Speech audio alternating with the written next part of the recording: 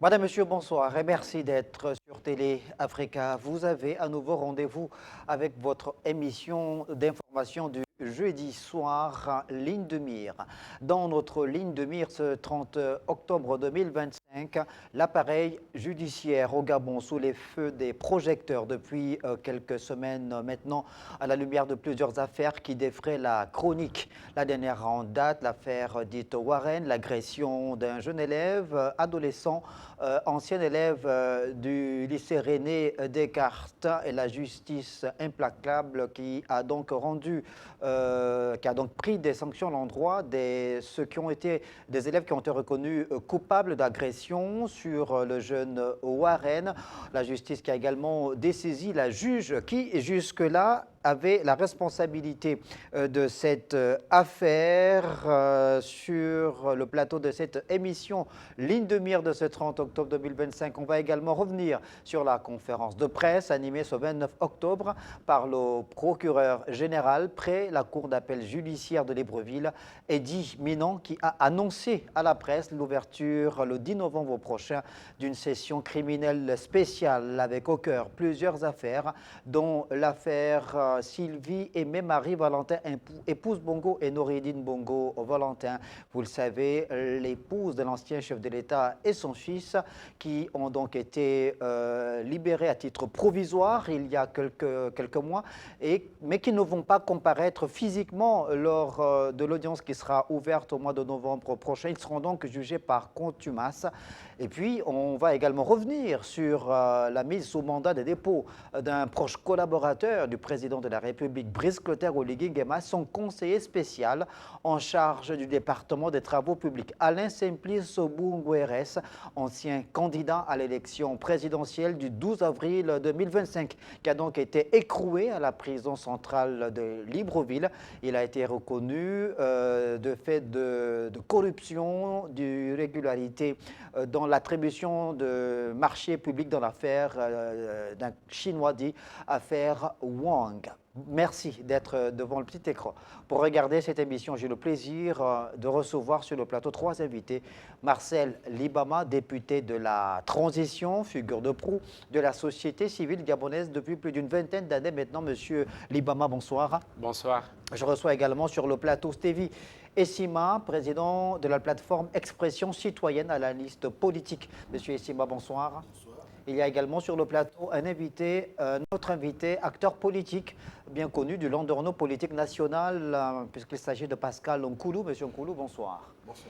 Merci beaucoup à tous les trois d'être au rendez-vous de cette forte actualité, on l'a dit, en lien avec l'appareil judiciaire. On va donc commencer par l'affaire Sylvie Aimée Marie Valentin, on se perd un peu dans ses prénoms, épouse Bongo, et son fils Noureddine Bongo. Donc, Eddy Minnan, procureur général près la cour d'appel judiciaire de Libreville, a donc annoncé l'ouverture officielle d'une session spéciale, donc session criminelle spéciale, dès le 10 novembre prochain, avec au cœur plusieurs affaires, dont cette affaire.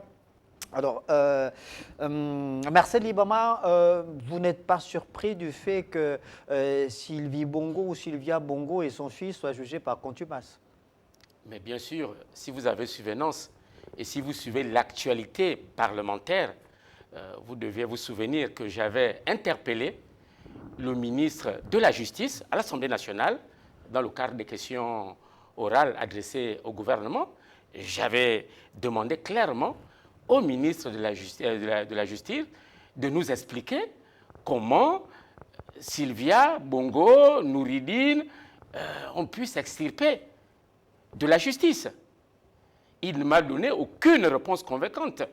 Et j'ai dit ce jour-là à l'Assemblée nationale qu'ils ne reviendront pas. Quand on voit ce qu'ils ont subi et comment ils sont partis, nous savions tous que cette famille-là ne devait plus revenir à ce procès. Donc pour moi, je vous dis les choses comme moi je pense, c'est une parodie. C'est une parodie de justice. Si on voulait vraiment que ces gens-là répondent de leurs actes, on aurait pu d'abord les juger avant de les laisser partir. Et je veux terminer rapidement sur ce sujet. Monsieur Sinela, ce qui est mauvais avec la justice, dans le cadre de la corruption, c'est qu'elle agit un peu comme le médecin après la mort. D'accord, on va revenir sur ce point de corruption puisqu'on parlera de l'affaire Alès Simplice Bungueres. Pascal Koulou, on est donc dans l'affaire Sylvie et même Marie Valentin et Noureddine Bongo, donc, qui seront jugés par contumace puisque le conseil des deux présumés coupables dans cette affaire qui défraie la chronique depuis le 30 août 2023, le conseil avait déjà annoncé que leurs clients ne seraient pas physiquement à l'ouverture ou pendant cette audience-là. Le procureur général près la cour judiciaire de Libreville, dans sa conférence de presse, a dit que toutes les diligences en vue de la tenue d'un procès juste, transparent, équitable ont été accomplies dans les délais légaux. Le jugement par contumace, c'est un jugement qui existe donc dans le jargon judiciaire. Ça fait partie des mécanismes évidemment arrêtés. Est-ce que le fait que Sylvie Aimé Valentin et Noureddine Bongo ne soient pas là physiquement peut remettre en cause la qualité du jugement qui sera prononcé, peut remettre en cause le sérieux de la mise en place justement de l'appareil judiciaire à ce sujet? Je vais simplement vous donner l'aperçu que j'ai du droit et de la justice. Le principe de la justice consiste à réparer les préjudices. Quand on parle de réparation, ça voudrait dire qu'il y a quelqu'un qui va subir la pression, donc le pouvoir judiciaire, en répondant de ses actes. Et à contrario, il y a d'autres parties qui vont être restituées dans son droit à jouir d'un environnement sain que lui aurait privé la partie qui se retrouve être en porte-à-faux avec le droit. Or, lorsqu'on nous parle d'un jugement accoutumé, ça suppose quoi? Ça suppose que les principaux acteurs, les principaux ceux qui sont concernés ne seront pas physiquement présents. Bon. Et quand on voit le communiqué qui a été émis par leurs avocats, ça voudrait dire que pour leurs avocats, il n'y a même plus de procès en ce qui les concerne parce qu'eux non plus ne seront pas là. Bon. Dans ce type de situation, comment peut-on parler d'un procès juste et équitable? Est-ce que le procureur de la République a la garantie qu'au cours de ce procès, Madame Sylvia Bongo et Noureddine Bongo seront représentés? Visiblement, je ne le pense pas parce que les avocats sont les premiers à publier par voie de presse que leurs clients ne seront pas présents à Libreville pour leur procès. Ça voudrait dire qu'eux-mêmes aussi ne viendront pas parce que ça ne servira à rien. L'objet de leur défense visait à permettre, au travers les outils de droit, soit que la peine, donc la condamnation dont allaient faire leurs clients soit allégée, soit une relaxe simple. Or là, ils sont déjà en liberté. À quoi ça sert encore qu'ils reviennent à Libreville? Est-ce que le fait qu'ils soient en liberté, comme vous le dites, signifie que leur responsabilité dans ce qui leur est reproché est complètement dégagée? Parce que là, il faut faire une lecture des procédures judiciaires conformément à la lettre. Je ne veux pas dire comme Assel Libama que c'est une parodie. Je veux simplement essayer de comprendre les mécanismes. Mais vous n'en pensez pas moins. Je vais essayer de comprendre. C'est-à-dire, enfin, ils vont être jugés. Des peines vont être prononcées. Qui va en pâtir? C'est des peines prononcées par principe. Mais vous n'avez aucune idée des peines qui seront prononcées, oui, si jamais des peines sont prononcées. Principe, si les peines sont prononcées, c'est pour ça que je cherche à comprendre. Moi, je ne dis pas que rien ne se fera. Je cherche à comprendre l'impact. Parce que comme vous le savez, le principe de la justice doit être compris par le citoyen, afin qu'il sache qu'il vit dans un environnement où ses droits fondamentaux sont protégés. Bon, on rappelle. Oui, ce qui a été reproché à Mme Sylvia Bongo et à Noureddine Bongo et à d'autres compatriotes, c'est des détournements massifs. Cet argent, il faut qu'on nous dise, parce que si c'est cela, si c'est ce qui va être dit, on va dire, et on a saisi telle somme d'argent dans leur domicile, cet argent a été remis au trésor public, ils avaient tel type de biens, ces biens vont être confisqués. Parce qu'il ne s'agit pas simplement de venir prononcer des peines accoutumances en termes de, ils auront pris 20, 15 ans de prison. Ça, c'est des choses symboliques. On veut une application du droit, donc de la justice, qui a un impact dans la vie des Gabonais, qui permet aux Gabonais de se retrouver et d'avoir confiance en cet outil judiciaire qui aujourd'hui, justement, à cause de ce type de pratique, est totalement décrié. Stevie et Sima, on rappelle que Sylvie Aimé Valentin, épouse Bongo, et Noureddine Bongo ont été libérés des geôles de la prison après qu'il y ait eu une procédure qui a été réclamée par leur conseil au regard de la dégradation de leur état de santé, puisque le gouvernement, via le ministère de la Justice, l'appareil judiciaire, a donc mis à profit les spécialistes de l'hôpital militaire de Libreville pour attester justement de cet état de dégradation de l'état de santé de Sylvia Bongo et de Noureddine Bongo, qui ont donc été libérés à titre provisoire. Est-ce que le fait qu'ils se soustraient à la justice gabonaise peut être imputable justement à l'appareil judiciaire de Gabon? Très bien. Je pense que lorsqu'on est dans le domaine du droit, il faut savoir raison garder et apprécier les actes de droit dans leur profondeur avec une certaine dose de lucidité. Et surtout, il faut être dépassionné. C'est vrai que c'est un sujet qui passionne, qui alimente les conversations parce qu'il s'agit quand même de personnalités qui ont joué un rôle central dans la gestion de notre pays. On parle de l'ancienne première dame et d'un proche collaborateur, l'ancien coordinateur général des affaires présidentielles. Donc les gens qui étaient au sommet du top management de notre République. Et donc il s'agit donc, c'est vrai, de soutenir la passion, mais surtout de rester dans l'esprit de sobriété des démarches judiciaires. De quoi est-il question? Il est question de la mise en accusation, de l'inculpation de ces hautes personnalités que sont Mme Sylvia Bongo et Noureddine Bongo Valentin. Ces deux personnalités sont rendues coupables selon les enquêtes préliminaires et les procédures judiciaires en vigueur d'un certain nombre de délits. Et ils ont été mis aux arrêts. Et en étant mis aux arrêts, ils ont passé plusieurs mois aux arrêts et bien entendu, même lorsqu'on est mis aux arrêts, les droits de l'homme, M. Marcel Ibama, qui est un défenseur de la société civile et des droits de l'homme, c'est que les droits de l'homme ne nous sont pas pour autant ôtés parce qu'on est mis aux arrêts. Donc sur ce principe de droits de l'homme, leurs conseils ont déposé des recours pour une demande de liberté provisoire. C'est un mécanisme judiciaire qui existe et ils en ont bénéficié. S'ils n'avaient pas bénéficié, les défenseurs des droits de l'homme auraient crié au loup. Parce que ce procès-là doit être un procès lucide qui ne doit pas donner l'impression d'une chasse aux sorcières ou l'impression d'une justice des vainqueurs. Il faut laisser la justice travailler sans une quelconque pression pour que la vérité triomphe. Le bien fondé de cette démarche, c'est aussi de faire manifester la vérité. Jusqu'à aujourd'hui, personne ne sait réellement, au fond, qu'est-ce qui est reproché à Sylvia Bongo et à Noureddine.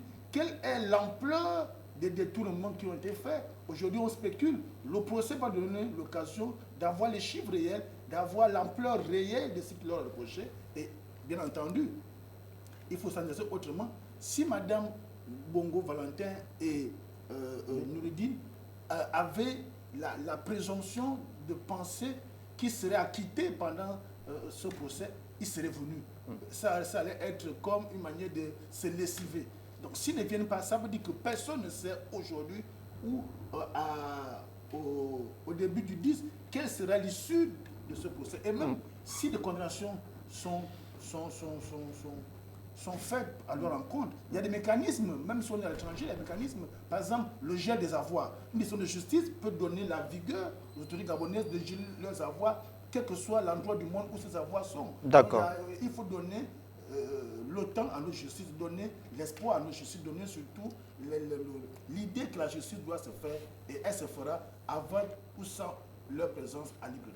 Marcel Ibama, lors de sa conférence de presse, le procureur général près la Cour d'appel judiciaire de Libreville, Eddy Minan, a donné quelques précisions, à savoir qu'il y a 12 suspects qui sont cités dans cette affaire, cités à personne, à l'exception de Sylvie et même Marie Valentin et de Noureddine Bongo Valentin. Ces derniers ont été cités à domicile, conformément à l'article 422 à l'INEA 2 du Code de procédure pénale. Et il faut noter en outre qu'Abdoul Osseni Ossa, Mohamed Ali Saliou, Tim Zekodieko, Syriac Mvorandjami, Jesse Ela Ekoga sont tous inculpés dans l'affaire liée à Sylvia Bongo Ondimba et Noureddine Bongo Ondimba. Donc la session criminelle spéciale qui va s'ouvrir le 10 novembre prochain va juger cette affaire dans le fond. Non, parce qu'il y a un élément, il y a une pièce du puzzle que vous semblez ignorer. Il y a eu une négociation. Ils ne se sont pas extirpés comme ça. Il y a eu le président angolais qui est venu chercher Ali, pour parler de manière triviale. Il s'est retrouvé en Angola. Ça veut dire qu'il y a eu un accord politique, je dis bien, parce qu'il est venu, ça veut dire qu'il a négocié et il y a eu un accord politique pour que ces derniers sortent. Le procureur général n'a jamais parlé, n'a jamais évoqué cet aspect-là. À son niveau, ni le procureur, ni nous ne connaissions les tenants et les aboutissants de cet accord-là. Mais pourtant, vous l'affirmez. Mais je le sais, parce qu'il est venu, il a pris l'avion présidentiel, il était reçu par les membres de la présidence de l'Angola. Nous avons vu les images à la télévision. Ce n'est un secret pour personne. Il n'y a qu'un pire aveu que celui qui refuse de regarder. Donc, quand vous revenez à partir de là, le procès perd un peu de sa saveur, perd un peu son efficacité et sa crédibilité. Parce que Sylvia Bongo, Noureddine, Ali Bongo sont considérés comme les meneurs, les chefs de la bande, du gang, de ceux qui sont en prison. À partir de là, ce qui reste, c'est le menu fretin. Parce que l'acteur principal de ce procès, ou les acteurs principaux de ce procès, c'est la famille Ali Bongo Ondimba. Maintenant qu'ils sont partis, il reste le menu fretin. Comment va se faire le procès? Parce qu'ils vont tout mettre sur ceux qui sont partis. Mais comme ils ne sont pas là pour se défendre, on va arriver à quoi? Et l'opinion regarde ce procès. Avec quel Mais c'est la question justement que j'ai posée. Est-ce que le fait qu'il soit jugé, est-ce que le fait, Marcel Libamba, est-ce que le fait qu'il soit jugé par contumace signifie que les charges sont abandonnées? Est-ce que c'est ça que ça veut dire dans le fond? Non. Non, les charges ne sont pas... Mais pour quel résultat? Pour quel résultat? Parce que l'opinion sur ce procès, qu'est-ce que l'opinion nationale va se dire? Ils vont se dire ils ont laissé partir la famille qui régentait le pays, ceux qui n'ont pas de parents, ceux qui n'ont pas de couverture, ils les ont gardés en prison. C'est comme ça que les Gabonais vont réagir. Donc, ce procès est mal parti pour rester un procès juste. C'est pourquoi je vous disais tantôt que moi, dans ces affaires de corruption et autres, ce qui me fait mal, c'est que quand la justice intervient, c'est trop tard. C'est le médecin après la mort. C'est pourquoi, dans la Ve République, il faut travailler de telle sorte que ces choses-là n'arrivent pas. C'est mieux que de travailler. C'est-à-dire que mettre tous les mécanismes de lutte contre la corruption, on va y arriver. Vous allez plus vite. On n'arrive pas vous dansez plus vite. Parce qu'on arrive à cette situation-là, c'est trop tard. Vous dansez plus vite que la musique. Il faut savoir que dans les paradis fiscaux, les îles Calimé, on va y arriver, Marcel Libamba. Prenez votre... pas capable d'aller chercher l'argent qu'ils ont planté dans ces paradis. Oui, je voulais dire que on n'est pas là pour faire l'inventaire un peu pour revenir sur ce que M. Essima disait. Est-ce que les droits de l'homme ont été respectés? Vous pouvez revenir. Nous sommes là on est dans une émission de débat. Parce que nous sommes là pour essayer de comprendre quelle est la valeur du procès qui va avoir lieu le 11 ou le 10 novembre, je ne sais pas très bien. Bon, la question qui se pose, c'est que la plupart des déclarations, ou l'essentiel de ce qui a été dit, que ce soit M. Brice Lakucha-Lianga, tous ont dit avoir agi sous l'ordre de Mme Sylvia Bongo. Voilà ce qu'ils ont tous dit. M. Lakucha-Lianga s'est ouvert dans une interview, dans un média public, et tout le monde sait ce qu'il a dit. Donc, l'essentiel de ce type d'accusation ne repose que sur la capacité de Mme Sylvia Bongo Ondimba à faire la démonstration contraire. En l'espace, il y en a. Bon, cela ne se fera plus. Pour une deuxième chose. La troisième chose, c'est la valeur donnée au contexte judiciaire de d'autres pays. Parce qu'il y a trop d'éléments blancs. Ce dossier est meublé de trop de vide. Il est vrai que M. Ali Bongo Ondimba, lui, bénéficiait de la liberté d'aller et de venir. Donc, à la limite, la présence du chef d'État angolais ne se justifiait pas. Selon ce qui nous avait été dit par les autorités du CTRI, que M. Ali Bongo était libre de ses mouvements. Donc, le fait même qu'il ait besoin de voyager après une négociation, une discussion politique du chef d'État angolais a surpris tous les Gabonais parce que pour tout le monde, Ali Bongo recevait des gens dans son domicile, il était libre, n'eût été peut-être le fait de son handicap qui réduisait peut-être sa mobilité à titre personnel, mais le reste des choses ne lui étaient pas interdites. Donc, ça, son extradition ou son explication via la présidence angolaise pose des interrogations. Accompagné de son épouse, à aucun moment, le procureur de la République n'a fait état de la santé qui se détériorait de Mme Sylvia ou de Noureddine Bongo Valentin, au travers de ses avocats. Oui, ses avocats ont dit, mais il n'y a pas eu de contre-expertise. Si, monsieur, parle si. Non, non, non. Mais moi, si, vous ne pouvez pas le dire. Non, non, non. Moi, c'est vous dire. Ce qu'ils disent après, parce que tous les Gabonais découvrent, comme M. Libama l'a dit, que Mme Sylvia et M. Noureddine ont quitté le territoire à partir des publications faites par la présidence de la République angolaise. Le procureur aurait dû communiquer avant pour dire aux Gabonais, au regard de l'état de santé de Mme Sylvia et de Noureddine Bongo, voilà les dispositions que nous impose la loi et le contexte du respect des droits humains sur le plan international. En contrepartie, on va les laisser partir. Sur ce fait, vous avez parfaitement raison. Oui, donc c'est pour ça que je dis qu'ils n'ont pas communiqué. Et ensuite, dire quelles sont les précautions qui ont été prises par le parquet de la République pour dire, tout en les laissant partir, voilà les mesures pour les accompagner. Aujourd'hui, je vais terminer sur un exemple simple. Le président français, Sarkozy, est présumé innocent. Mais puisque la loi a un certain nombre d'outils qui peuvent permettre aux magistrats de le mettre en prison, une disposition a été prise pour qu'il soit protégé. On a communiqué avant. On n'a pas découvert qu'il était assisté d'officiers de police pour sa protection. Donc on nous aurait dit que pendant leur voyage, les ont accompagnés, tel officier, tel officier, tel officier, tel médecin gabonais, pour séréniser le protocole et la démarche judiciaire.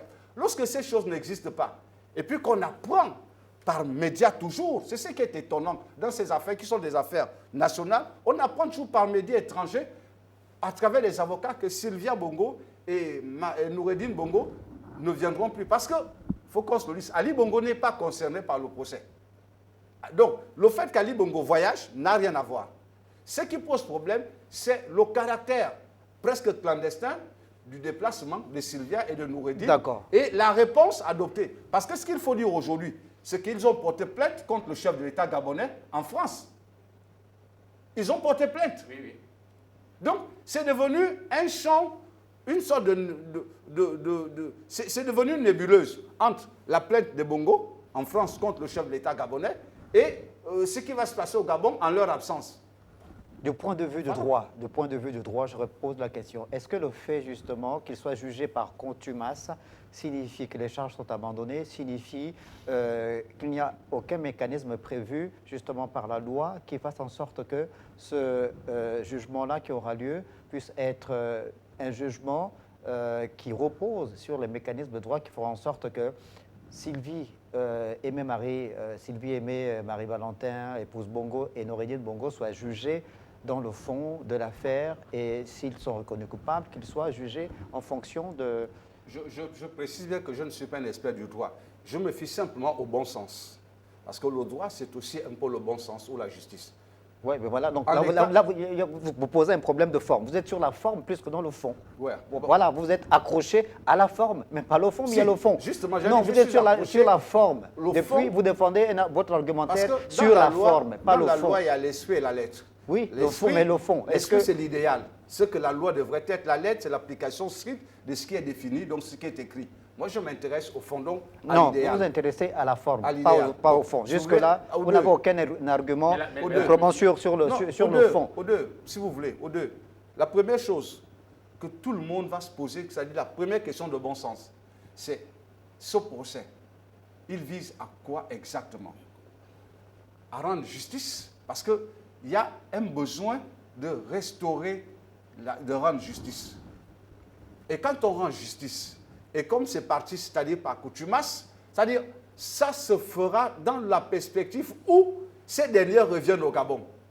Voilà ce que ça veut dire. C'est-à-dire qu'il n'y a pas d'acte immédiat les concernant. Maintenant, un peu comme M. Simala dit, on pourrait envisager confisquer leurs avoirs, mais il faut établir un lien. Là aussi, ça ouvre d'autres démarches. Donc c'est pour ça que je dis simplement, c'est que ce qui va se faire va davantage discréditer l'outil judiciaire de notre pays. Absolument. Pourquoi? Je vais terminer rapidement. Non, mais rapidement, Pourquoi? Oui. Pourquoi? Parce que dans les éléments annoncés par le procureur de la République, on n'a pas une seule fois perçu les précautions qui avaient été prises pour empêcher qu'on arrive à cette situation. Parce qu'avant que le procureur ne parle, tous les Gabonais, lorsqu'on a été informé que Sylvia et Noureddine étaient partis en France, en Europe, on a dit bon, ils ne reviendront plus. Et effectivement, ils ne sont pas présents dans leur procès. Moi, je pense que c'est un tournant décisif de notre vie publique.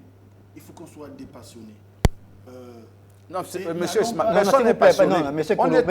Monsieur Nkoulou, s'il vous plaît. Oui, non. Non, s'il vous plaît. Il n'y a pas de passion. On vous laisse. Non. S'il vous plaît, pour la cohérence du débat, je vous prie, s'il vous plaît, de laisser monsieur Sima développer son argumentaire. On ne vous empêche pas de parler quand vous avez la parole. La passion, ce n'est pas vous. La passion, c'est l'opinion. Puisque ici, donner des éléments pour séréniser l'opinion. Oui, mais laissez-le s'exprimer. Est-ce que c'est possible? Donc, il faut qu'on soit dépassionné. Ce que je dis, c'est que ne donnons pas l'impression que c'est une justice de règlement de compte ou c'est un procès politique. Et quand moi je vois la communication des autorités judiciaires, elles veulent tout faire pour ne pas donner l'impression qu'on a l'affaire à un procès politique. Même si les acteurs ont été des acteurs éminemment politiques, mais la justice n'est pas là, la justice ne poursuit pas des faits politiques, la justice poursuit des faits répréhensibles en conformité avec le droit gabonais. Ça, il faut le dire. Deux, lorsqu'on dit que le fondement de ce procès repose sur quoi? Il repose d'abord sur la manifestation de la vérité. Le fondement de la justice, dans ce cas de figure, c'est d'abord la manifestation de la vérité. La vérité doit être manifestée, parce qu'aujourd'hui, personne ne la sait, personne ne la connaît. Ça, c'est un. Deux, lorsque M. le Grab Libama prend l'exemple, à juste titre, de l'intervention de l'Union africaine, qui est une organisation internationale, le Gabon est dans le multilatéralisme, c'est aussi un fait politique. L'Union africaine a pu intervenir selon qu'avant tout jugement, toute personne est présumée innocente. Et donc ça veut dire qu'avant le procès, les justes et pratiques auraient voulu que, pour ce cas de figure-là, au regard de leur état de santé qui s'est détérioré, que les mises en cause soient laissées dehors pour se soigner et affronter le procès. L'Union africaine a intervenu dans le cas où... Mais est-ce que le fait, Pascal Koulou venait de le rappeler, le fait qu'on ait appris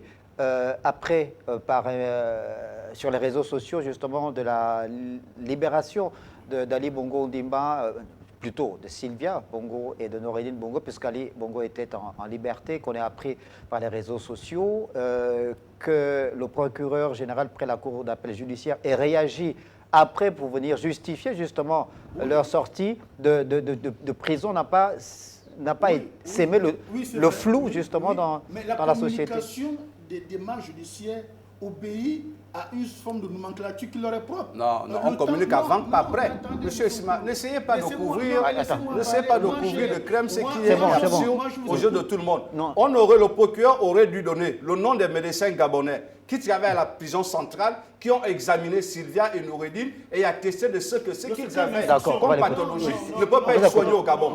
Première chose. Deuxième chose, qu'ils auraient été au moins en clinique en République gabonaise, vus et examinés par des médecins gabonais qui attestaient que leur état de santé nécessitait une évacuation sanitaire.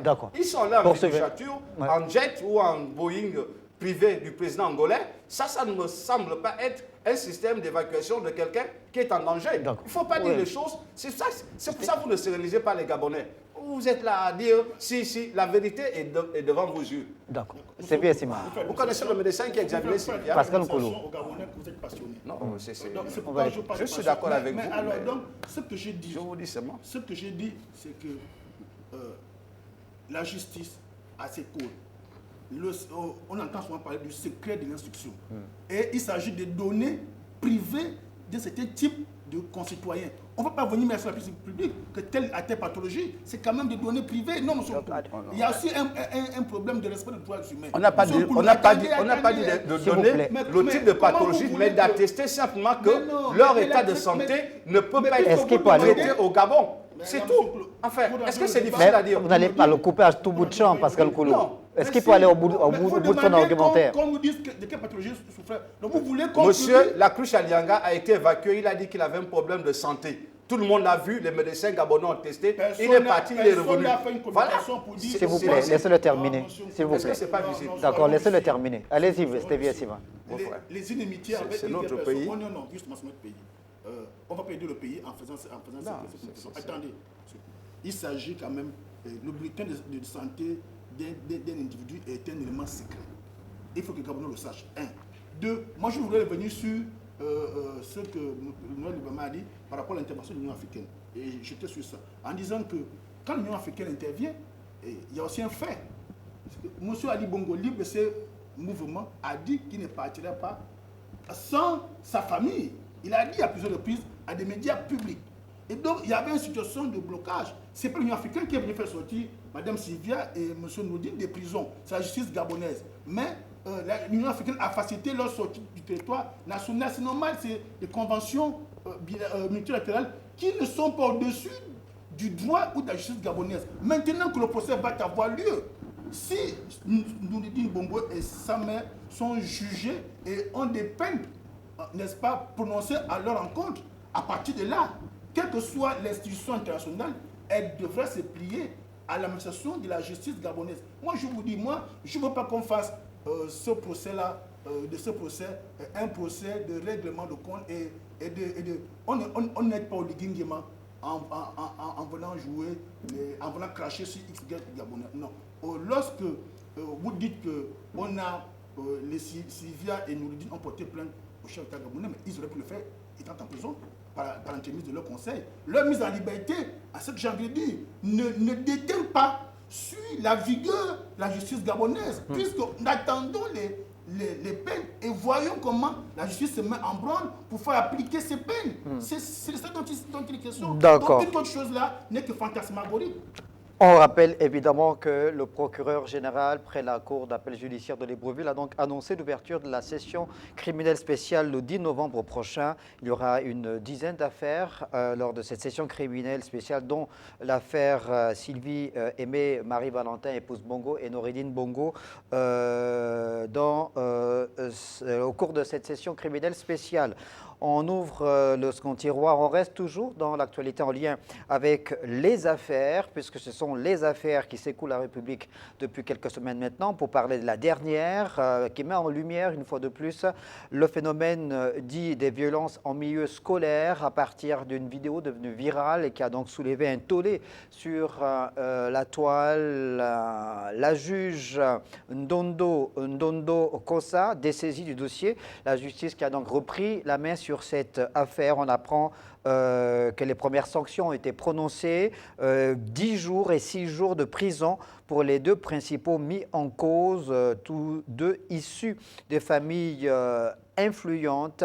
Et d'ailleurs, les médias qui se sont interrogés ce jour sur la justice, notamment Gabon 24, sur sa page Facebook, qui s'est interrogé sur la justice. Est-ce que la justice gabonaise serait au service des puissants? Marcel Libama, vous êtes issu donc du monde de l'éducation. Vous avez fait le tour du Gabon pendant plusieurs années pour plaider la cause du système éducatif gabonais, pour défendre les droits des enseignants, de l'école aussi.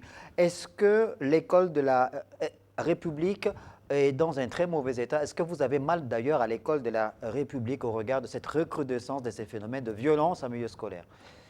Bon, effectivement, l'école n'est pas un sanctuaire. L'école ne vit pas en vase clos. L'école vit dans une société, là où la violence s'exprime tout le temps. Donc, l'école n'est pas épargnée. Donc, le phénomène a atteint des proportions inadmissibles. Et malheureusement, on ne réagit que lorsqu'il y a des cas extrêmes. Mais je peux vous dire qu'il ne se passe pas un jour où un enseignant, un élève ou un membre de l'administration n'est agressé dans nos établissements. Et comme je disais tantôt, les sanctions, honnêtement, ce n'est pas avec ça qu'on va endiguer ce phénomène. Il faut vraiment que l'État, l'éducation nationale prennent à bras le corps cette question-là. Parce que les intimidations, les agressions physiques et même sexuelles sévissent dans nos établissements sans qu'il n'y ait un programme, une politique pour endiguer ces phénomènes. Quand les gens envoient leurs enfants à l'école, c'est pour apprendre. Quand les enseignants vont à l'école, c'est pour transmettre les connaissances. Ce n'est pas pour se faire tuer, se faire insulter, se faire agresser. Alors, on note quand même que ce phénomène dit de violence en milieu scolaire n'est pas l'apanage du Gabon, puisque vous lisez la presse, on est dans un monde qui est globalisé, ouvert, même dans les pays développés, notamment en France. Il y a des épisodes malheureux, malheureusement, puisqu'il y a des élèves parfois qui en viennent même à ôter la vie à certains de leurs collègues, qui s'en prennent même à leurs enseignants. Vous, en tant que spécialiste du monde de l'éducation, comment on peut expliquer ce phénomène? C'est dû à quoi exactement? Est-ce que pour le cas du Gabon, c'est la surpopulation des élèves dans les salles de classe, dans les établissements qui peut être à l'origine? C'est la passivité du corps administratif? N'a-t-on pas les outils qu'il faut pour pouvoir endiguer le phénomène? On n'agit pas. Vous savez, j'ai regardé la loi des finances qui est en examen au niveau du Parlement. J'ai vu qu'on a demandé des budgets additionnels de 400 millions pour faire la sensibilisation dans les établissements. Moi, je crois qu'au ministère de l'Éducation nationale, on ne doit pas être à ce niveau, vu l'état de la situation. Donc, pour régler ce type, et nous ne le dirons jamais assez, il faut prendre le problème à bras le corps. Et quand on prend le problème à bras le corps, ça veut dire qu'il faut intervenir à plusieurs niveaux. Lesquels? C'est quoi les pistes de solution? Mais il faut d'abord qu'il y ait une politique concertée pour lutter contre la violence en milieu scolaire. Il faut une programmation de cette politique. Comment elle se décline de façon claire? Mais non, c'est-à-dire que là-dedans, il faudrait, par exemple, je l'ai dit à l'Assemblée nationale, au ministre de l'Éducation nationale, j'ai sorti une tribune ce matin sur cette problématique. Nous sommes à l'école, nous sommes dans les établissements. Donc il faut déjà former les enseignants à la gestion de conflits. C'est très important. Il faut éduquer les enfants à la culture de non-violence. Il faut impliquer les parents d'élèves. Il faut travailler sur le climat scolaire. Parce que souvent, quand vous regardez au ministère de l'Éducation nationale, tout est focalisé sur la transmission des connaissances, la construction des salles de classe, les tables bancs, les infrastructures et autres. Mais il n'y a rien sur le climat scolaire. Or, du climat scolaire dépend la réussite. Du climat scolaire dépend l'absentéisme. Du climat scolaire dépend un certain nombre de choses. Or, ce climat-là n'est pas au bon fixe.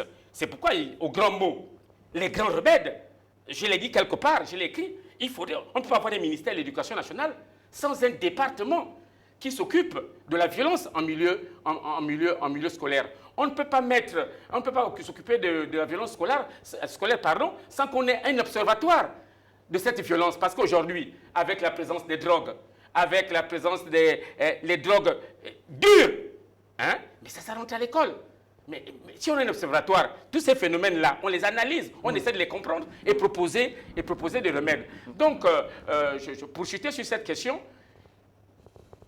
la sanction, c'est le médecin après la mort. Il faut faire de la prévention. Et d'autres pays comme le Rwanda, je peux en citer, au Canada, et même l'UNESCO a des programmes pour ça. Il faut s'inspirer des autres. Il faut s'inspirer des autres. Je suis en train de vous citer le pays. Il faut s'inspirer des autres. Aller dans tous les établissements. Il n'y a pas un programme d'action pour lutter contre les violences en milieu scolaire. Donc c'est vraiment quelque chose. Je voulais saluer d'abord l'intervention du président de la République qui a lui donné un coup de gueule. J'ai suivi sur sa page. Le président a donné un coup de gueule à juste titre. Mais cela ne suffit pas. Il faut aller maintenant jusqu'au bout en mettant en place une véritable politique concertée pour endiguer ce phénomène qui va, dans les années et mois à venir, perturber le système de l'école. Parce que quand on va tuer, un élève va mourir ou un enseignant va plus, je vois que les gens vont arrêter les cours. Les enseignants vont commencer à marcher et ça va perturber les années scolaires. Donc il faut vraiment s'attaquer à ce phénomène. Pascal Koulou, alors aujourd'hui, est-ce que, on va dire autre temps, autre mœurs, on sait que dans les années 60, 70, 80 encore, les mesures coercitives étaient un peu plus réelles, plus prononcées, plus fortes dans le système éducatif national. On a abandonné justement ces pratiques-là pour favoriser la pédagogie dans le milieu scolaire.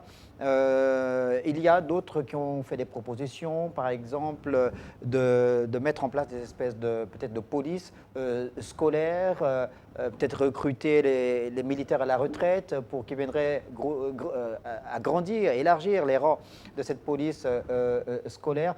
Marcel Libama parle de prévention. Il faut intervenir en amont, selon vous? Écoutez, moi, je crois, tout en allant dans le même sens que M. Martin Libama, mais je vais être beaucoup plus précis. Notre société est devenue une société violente. La difficulté première, un peu dans ce qu'on parle aujourd'hui des procès, c'est qu'on ne tient pas compte de la violence mentale que les Gabonais subissent. Vous parlez de l'environnement scolaire. Vous ne pouvez pas avoir une concentration d'élèves et puis ils n'ont pas d'activité sportive où ceux qui ont de la dynamique peuvent la dépenser. Quand on était au lycée, vous voyez bien, toute la dynamique se construisait autour des activités sportives, autour des activités de danse. Donc, les jeunes ont un besoin de dépenser le trop d'énergie qu'ils ont en plus. Ils n'ont plus ce genre d'espace. Le sport au Gabon, c'est totalement étiolé. Il n'y a plus de compétition, il n'y a plus rien. Mais lorsque vous sortez de cet univers, vous allez maintenant aller rentrer dans le cadre des familles. Aujourd'hui, regardez comment l'école gabonaise fonctionne. C'est une école gabonaise à 3 niveaux. Tous ceux qui pensent l'école du Gabon, donc l'école publique, ont leurs enfants dans les écoles privées, qui ont un format de fonctionnement de l'école française au Gabon.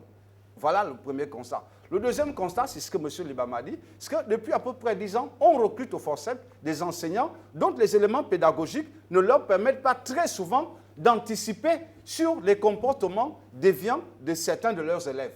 Et ensuite, l'orientation pédagogique qui existait, on avait des conseillers pédagogiques dans les établissements. Je ne sais pas si ces conseillers pédagogiques sont toujours des psychiatres, les psychologues dans les établissements, s'ils sont toujours en place.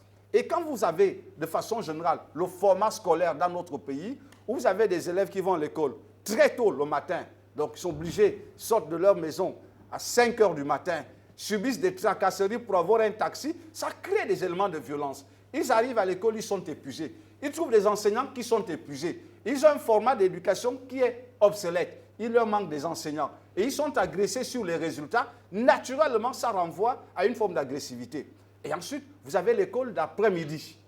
L'école d'après-midi, où un enfant quitte la maison à 13 heures.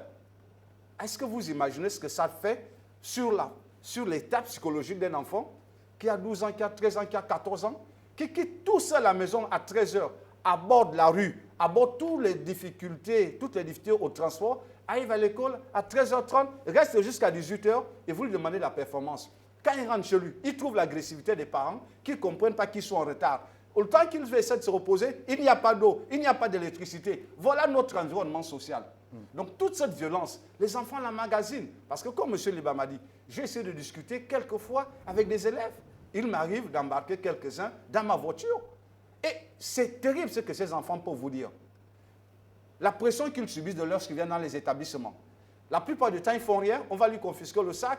Un parent lui a dit, tiens le téléphone pour qu'on puisse t'appeler au cas où il y a un problème. On le lui arrête. Donc, il y a tellement de problèmes, comme M. Libama dit, qu'il faut aujourd'hui ne pas regarder à les faits, mais regarder à ce qui cause ces situations. Et je crois qu'aujourd'hui, c'est toute la société gabonaise. Il faut que nos psychologues travaillent. Il faut qu'au niveau de l'éducation nationale, les gens travaillent. Il ne faut pas simplement encore là, davantage, renforcer les mécanismes de répression. Parce que la vérité, c'est que, et il faut le dire, ces faits ne se produisent que dans les établissements publics, où il y a beaucoup d'élèves. Dans les autres établissements privés, il n'y a pas ces faits-là. Pourquoi? Parce que ces enfants ne subissent pas le même stress psychologique que subissent les enfants des gens moyens. Donc le problème aujourd'hui, c'est que une partie... René Descartes, ce n'est pas un établissement public, si je me trompe vous le dis. Non, René Descartes, l'affaire Warren, René Descartes... Vous avez déjà entendu que dans tel établissement... Non, mais on parle d'un fait factuel. René Descartes, c'est privé ou c'est public? Le phénomène dont on parle, l'affaire dont on parle en ce moment, l'affaire Warren... Non, ce que je veux dire, c'est-à-dire qu'il y a, attention, il y a l'établissement privé et privé. Est-ce que vous comprenez? Je parle de ceux qui pensent le bon format. Hein? Il y a public aussi et public. Hein? Voilà, donc ceux qui ont le bon format scolaire. Nos établissements, la plupart de nos établissements n'ont plus le bon format. Donc on va écouter Stevie et Sima sur la question. Qui devrait encadrer les enfants et leur éviter toutes ces déviances. Les enfants sont abandonnés. Il faut mener une vraie réflexion de fond. Il ne faut pas y conduire les éléments de police, il ne faut pas y conduire les fouilles systématiques. Il faut d'abord refaire l'environnement scolaire en ayant des classes adaptées, en ayant un programme scolaire adapté, en ayant des heures de colle qui sont adaptées. D'accord, on va écouter Stevie et Sima sur la question. D'accord. Je pense que la question de la violence en milieu scolaire résulte aussi dans notre pays de ce que notre société, il a dit, est une société violente. Le citoyen violent n'est pas que celui qui est scolarisé. Le citoyen violent est violent à tous les segments de notre vie sociale. Aujourd'hui, moi je vais plus pour endiguer ce phénomène. Pour endiguer ce phénomène, il faut éduquer le citoyen qui est violent, parce que l'école n'est que le reflet d'une société. Et comment on fait pour éduquer le citoyen? L'éducation se fait par la sensibilisation, c'est vrai, mais se fait aussi par les repères. Parce qu'aujourd'hui, cette violence est aussi due par la crise des repères. Nos jeunes gens, qu'ils soient scolarisés ou pas, quels sont leurs repères? Mais leurs repères, c'est la musique urbaine. La musique urbaine qui fait l'apologie de la violence dans les paroles qui sont distillées et dont les enfants maîtrisent la profondeur de ces paroles et essayent de se former des mythes héroïques à travers ces paroles. Voilà aussi parce que la prévention doit aussi être dans la censure des voies de communication, dans la censure des éléments culturels tels que la musique urbaine. Mais vous parlez de musique urbaine, on a bien vu qu'il y a des initiatives qui ont été prises, par exemple par l'une des figures emblématiques de la scène rapologique gabonaise, Franck Baponga, qui fait des tours dans les établissements en lien, une collaboration avec le ministère de l'Éducation nationale. Je crois que c'est la même chose pour un autre rappeur, Rodzeng aussi. Donc il y a des initiatives qui sont prises par les rappeurs eux-mêmes, certains qui sensibilisent dans les écoles. Pourquoi ils sont allés vers cela? Parce qu'ils ont compris qu'il y a là un foyer de violence tacite. Parce qu'il suffit de lire, il suffit d'écouter les paroles de ces chansons. Ça, c'est un premier fait. Un deuxième fait aussi, c'est vrai, c'est le manque de loisirs. Nos jeunes n'ont plus de loisirs aujourd'hui et ce manque de loisirs expose ces derniers au vice. Je ne pense pas qu'il faille dichotomiser nos systèmes éducatifs entre les écoles pourries de l'administration publique, les écoles publiques, les écoles gâtées du privé. Non, mais le cas Warren, ce sont des enfants qui viennent d'un certain milieu social et pourtant qui sombrent aussi dans cette violence-là. Donc la violence, oui, il y a tout ce qui concourt autour de notre mal-être social, oui, mais il y a aussi, c'est la crise des repères. Il faut, au Gabon, forger une société de repères. Il faut des modèles de repères. Aujourd'hui, qui sont nos modèles? Nos modèles, aujourd'hui, je ne veux pas faire la publicité, ce sont des jeunes rappeurs, des jeunes gens qui portent les pantalons au-dessous de la ceinture, et des jeunes gens qui font l'apologie du gangstérisme. On a vu même dans les œuvres cinématographiques. Aujourd'hui, les films que nous regardons, ce sont des films ultra violents. Aujourd'hui, même dans les chaînes publiques, on n'a même plus l'idée de voir des programmes télévisés qui doivent être cadrés en fonction de l'heure où les enfants sont à la maison ou pas. Tout ça là concourt à éduquer le citoyen, et si le citoyen est éduqué, l'école va mieux se porter et on aura une société apaisée, plus sereine. On n'a pas fini d'épuiser ce débat, cette question en lien avec la violence en milieu scolaire. On va terminer rapidement, il nous reste moins de 10 minutes sur le troisième point, en lien toujours avec les affaires, l'appareil judiciaire, on l'a dit. Alain Simplice Bungweres, conseiller spécial du président de la République, chargé des travaux publics, a donc été écroué, mis sous mandat de dépôt pour une affaire de malversation, d'attribution irrégulière dans le cadre des marchés publics. On sait que Brice Clotaire Oligui Nguema a reçu l'appareil judiciaire il y a bientôt 2 semaines de cela, qu'on a parlé de l'ouverture d'enquêtes, d'audits dans les institutions, la haute administration. Marcel Ibama, est-ce qu'on est en train de vivre là le début, les prémices de cette opération souhaitée par le président de la République de grande envergure pour que enfin la justice soit implacable, dise le droit à l'endroit de ceux qui se rendent responsables de prévarication des deniers publics? Oui, mais moi, ça, vous savez, je suis vraiment un peu fatigué dans ce pays d'être l'un des seuls qui parle de la corruption. C'est exactement ce que nous venons, parce qu'on a tué, parce qu'un enfant a été agressé, et là maintenant, on parle de violence en milieu scolaire. Dès qu'on arrête quelqu'un, c'est là où on parle de la corruption. Mais au quotidien, personne n'en parle. J'étais à l'Assemblée nationale, j'ai regardé tous les budgets de tous les ministres, aucun ne se préoccupe de la corruption. C'est quand même étrange. J'étais à l'Assemblée nationale, je n'ai entendu aucun débat sur la corruption. D'un côté, je vois que le président essaie de consentir beaucoup d'argent pour le développement de notre pays, mais de l'autre côté, il n'y a rien en ce qui concerne la lutte contre la corruption. Figurez-vous que nous sommes dans un pays où nous avons une stratégie nationale, je vous l'ai apportée dans ce pays-là, faite par le Gabon, avec l'aide du PNUD. Et cette stratégie nationale de lutte contre la corruption n'est pas mise en œuvre. Je vous pose la question. Qui pilote la lutte contre la corruption au Gabon? Il n'y a personne. Il n'y a personne. S'il est là, j'ai mal au cœur. Mais il y a des instruments qui ont été créés. Il n'y a pas. Pourquoi ces instruments, ils sont des noms. Pourquoi ces instruments sont inefficaces? Pourquoi ces instruments sont inefficaces? Je suis à l'Assemblée inefficaces? nationale, je vois les budgets passer. Pourquoi ces instruments sont inefficaces? C'est inefficace parce qu'il y a une absence de volonté. Il y a une absence de volonté de lutter réellement. Comment figurez-vous qu'on a une stratégie et nous ne l'appliquons pas? Comment figurez-vous que des ministères, des départements ministériels qui sont identifiés par la Commission nationale de lutte contre l'enrichissement, par l'Agence nationale des investigations financières, par le PNUD, comme des départements corrompus? Ce n'est pas moi qui le dis, hein? Allez-y lire. Et cette stratégie avait déjà été adoptée en Conseil des ministres. Mais jusqu'à présent, nous n'arrivons pas à mettre en place le comité de pilotage. Parce que vous savez, c'est un peu comme quand vous luttez contre le sida, par exemple. Il y a un programme de lutte contre le sida. Lorsque vous avez contre le paludisme et la tuberculose, il y a un programme de lutte. C'est comme ça qu'on lutte. Mais sur la corruption, il n'y a absolument rien. Je vous donne quelques chiffres pour que vous compreniez qu'on ne lutte pas. Les recommandations sur le plan international voudraient que nous consacrions à peu près 1% du budget pour la lutte contre la corruption. Vous savez combien le Gabon consacre pour la corruption? À peu près 0,04%. On ne lutte pas avec ça. Donc moi je voudrais revenir pour dire qu'il faudrait vraiment, c'est en amont, la valeur ajoutée sur la corruption, c'est en amont. Quand l'affaire arrive maintenant à la justice, c'est trop tard. L'argent est dilapidé. Et je prends un exemple d'un pays, comme l'Indonésie. Quand ils ont lancé un grand programme de construction de routes, ils ont mis au devant ce qu'on appelle le contrôle indépendant. Le contrôle indépendant. Ils ont mis en les audits. Ils ont mis aussi au devant la publication de ces audits à la veille des élections. Vous savez, on nous a annoncé par exemple les audits sur Delta Synergie. L'Assemblée nationale aussi a eu à faire des audits. On cache ça aux populations. Alors qu'à la veille des élections, il est bon de publier ces audits pour permettre aux populations de sanctionner, parce qu'il faut cette sanction aussi de la population, pour sanctionner les auteurs de corruption. On laisse les élections passer sans publier ces audits. Donc j'ai vraiment mal. Ça, ce n'est que la partie visible.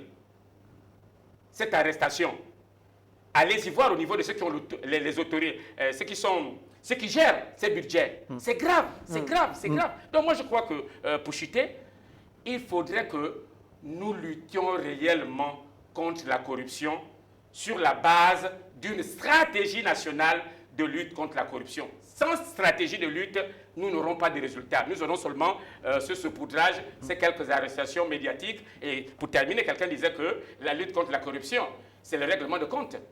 des rivaux ou des opposants, pour ceux qui dénoncent. C'est ceux-là qui vont en prison. Pascal Koulou, alors sur ce point, c'est un collaborateur du président de la République, Alain Simplice Bongoérès.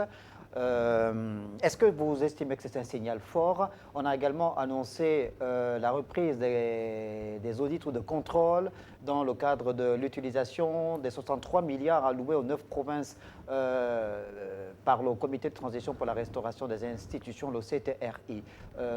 En tant qu'acteur politique, comment vous réagissez? Quel est le regard que vous avez justement sur ces mécanismes de lutte contre la corruption, sur cette détermination affichée par le gouvernement actuel de lutter contre ces pratiques déviantes? Vous savez, contre tout danger, il y a deux types de précautions que l'on prend. Il y a les mesures curatives, c'est immédiat, vous êtes infecté, on essaie de vous soigner. Il y a des mesures préventives, c'est en amont avant que vous ne soyez atteint. Je crois que dans le cadre de la lutte contre la corruption, ce qui sied, ce sont des mesures préventives. Tout le monde les connaît. La réalité de notre pays également, tout le monde la connaît. Vous savez, moi, j'ai fait le choix de ne plus avoir ce sentiment de dire les choses se feront. Non, rien ne se fait, pour la simple et une bonne raison. Nous sommes dans un pays où vous avez des magistrats qui sont des hommes d'affaires, vous avez les officiers généraux supérieurs qui sont des hommes d'affaires, vous avez les ministres qui sont des hommes d'affaires, vous avez les directeurs généraux qui sont des hommes d'affaires, et tous les budgets sont en conséquence gérés par ces mêmes personnes. Les conflits d'intérêts. Vous avez une Cour des comptes qui est chargée de faire l'inventaire des comptes publics. La Cour des comptes, avant chaque examen, a le résultat de ce qui a été de l'exercice précédent. Donc, on peut à partir de là savoir que telle et telle chose ne fonctionne pas. Un. De deux, vous avez la loi des finances. Bon sang. Il ne faut pas être, je ne sais pas. La loi des finances dit que M. Libama, ministre de l'Éducation nationale, dans son département, il a 3-4 milliards pour des écoles. L'année d'après, on n'a pas les écoles, personne ne lui pose la question, il reste à ses fonctions et il continue, les écoles ne poussent pas. Et après, on va dire, luttons contre la corruption. Je ne me plais plus à ce type de chemin. Aujourd'hui, ce qu'il faut, c'est l'exemple. L'exemple, tant qu'il n'y a pas d'exemple, personne ne va se ressaisir. Le principe de la gouvernance, c'est tout pouvoir perçu est un pouvoir craint. Depuis Omar Bongo, il disait, il avait une formule particulière, l'argent gagné malhonnêtement était un venin et le sucre est serpent. Omar l'a dit, Ali est arrivé d'opération Scorpion, rien du tout. Oligué est arrivé, pendant la transition, il y a eu des malversations. Il est dans la 5e République. Ce qui inaugure la 5e République, c'est des arrestations des gens qui ont détourné. Ça veut dire que les verrous ont sauté. Ça veut dire qu'il n'y a pas de mesures préventives suffisamment puissantes pour intercepter avant que les dommages ne soient corrects. Parce que quand on aide quelqu'un, ça veut dire que l'hôpital ne sera pas fonctionnel, la route ne sera pas fonctionnelle, l'école ne sera pas fonctionnelle. Donc, le mal est déjà fait. D'accord. Stéphie Sima, pour terminer justement sur ce point, l'affaire Alain Simplice Bongoérès met en lumière les irrégularités dans le cadre de l'octroi des marchés publics. On constate que le gré à gré continue d'avoir pignon sur rue dans notre pays. Comment arriver à mettre un terme à ces pratiques? Très bien. Moi, je ne veux pas dire qu'il n'y a pas d'instruments. Il y a les instruments de lutte contre la corruption et la volonté y est. Parce que, quand même, on parlait d'un collaborateur proche du chef de l'État. Moi, le problème se pose au niveau des mentalités, au niveau de la discipline citoyenne des gens qui sont mis aux responsabilités. C'est là le problème. Parce que, vous voyez, c'est amusant parce que ceux aujourd'hui qui sont traités de corrupteurs et de corrompus, à l'orée de la 5e République et même à l'orée du cours de libération du 30 août, traiter les autres de corrompus, de corrupteurs. Vous voyez qu'on n'arrive pas à assainir notre vie publique. C'est une question de morale publique. Il faut que la morale publique soit chez nous un postulat. Un postulat. On doit se sentir mal lorsqu'on est indexé publiquement d'être en déliquescence avec la gestion de la chose publique ou avec la morale publique. Tant que le citoyen ne va pas se donner cette rigueur citoyenne et patriotique, la corruption, elle est partout, elle est tout, elle est avec tout le monde, elle est toujours à côté de nous. C'est nous qui pouvons la stopper avec cette conscience publique, cette conscience éthique, cette morale publique, parce que c'est cela qui va être l'âme fatale contre la corruption. Parce qu'aujourd'hui, ceux qui font des discours, des discours blancs demain, lorsqu'ils sont mis dans la responsabilité, ils vont faire les mêmes choses. Parce que c'est Non, vous ça pouvez pas qu'on le dire. vit. Mais c'est ça qu'on vit. D'accord. Ceux qui sont arrêtés aujourd'hui ont décrié ce qui se faisait hier. Donc, Chacun, il faut soigner chacun un la rapport morale individuel publique. à la Alors, loi. et puis, il y a évidemment ce qui ressort aussi de la part de l'opinion, c'est une forme de justice à géométrie variable par rapport justement à la lutte contre... Dans ces contre pays, cette- les ministres sont allés en prison pour des faits de corruption. Voici un conseil spécial qui est inquiété. Donc on ne peut pas dire géométrie variable, puisque est-ce qu'il n'y a pas eu des hautes personnalités qui ont été inquiétées dans ces pays pour faire de corruption? Donc c'est pas Juste un élément que je voudrais Rapidement, ajouter. c'est la Vous savez conclusion, que on est en train de conclure. Vous savez que le rapport de la Cour de compte est sorti. Allez-y lire le rapport de la Cour de compte. Si les procureurs prenaient ce rapport de la Cour de compte, je vous assure, la prison centrale d'Libreville serait remplie. Donc, il y a un refus de lutter contre la corruption. Quand vous donnez des crédits à une administration et il n'y a rien, il faut aller regarder. Donc- L'argent a été donné, mais il n'y a pas de résultats. Il y a une Ça devait se évaluation. terminer. Donc, ça veut dire quoi? Il faut Donc, sanctionner. allez lire, excusez-moi, allez lire le rapport Il faut sanctionner. de la Cour de compte de cette Il faut année. sanctionner Marcel Vous allez Ibama. voir que Marcel il y a- Ibama, il faut sanctionner, c'est ça, il faut la Mais- sanction. mais- La justice doit être impitoyable, implacable. Non seulement que la justice, moi j'insiste que nous devons avoir une politique nationale de lutte contre la corruption. Nous devions avoir une stratégie. On ne lutte pas contre pas des arrestations, ceci, C'est la bonne des actions. éducation, Il faut c'est la des bonne actions éducation. concertées. Il faut un plan de guerre.